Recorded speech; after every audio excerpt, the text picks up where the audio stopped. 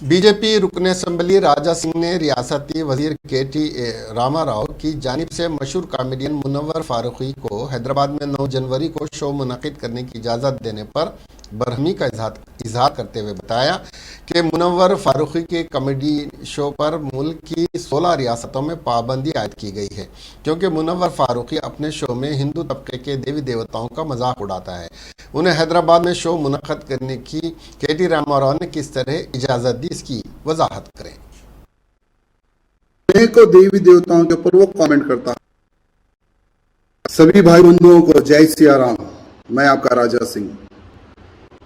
9 जनवरी के दिन एक हरामी तेलंगाना में आने वाला है। उसका नाम है मुनव्वर अली। वो हरामी अपनी कॉमेडी के दौरान हिंदू देवी देवताओं पर कमेंट करता है। भगवान रामचंद्र जी के ऊपर, सीता माता के ऊपर, अनेकों देवी देवताओं के ऊपर वो कमेंट करता है। और वो व्यक्ति को बुलाने वाले हमारे महान व्यक्ति के.टी.आर. साहब है।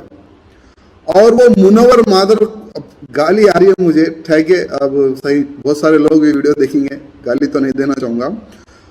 तकरीबन 16 स्टेट के मुख्यमंत्रियों ने उस व्यक्ति को बैन किया है कि तेरा जैसा हरामी हमारे स्टेट में नहीं आना है। तो 16 स्टेट के लोगों ने उस व्यक्ति को बैन किया है। तो ऐसा व्यक्ति को के.टी.आर. साहब बुला रहे कि आइए हमारे स्टेट में, आप प्रोग्राम लगाइए, हम आपको सिक्योरिटी देंगे। यानी के.टी.आर. साहब को पता है कि ये व्यक्ति देवी देवताओं को, हिंदू देवी देवताओं को गाली देता है, फिर भी उस व्यक्ति को बुला रहे। बोलो तो के.टी.आर. साहब को हिंदुत्व के प्रति, देवी देवताओं के प्रति कितनी नफरत है, इससे साबित होता है। क्या जरूरत है ऐसे व्यक्ति को बुलाने की जो सिर्फ हिंदुओं को टारगेट करता है, हिंदू देवी देवताओं को टारगेट करता है।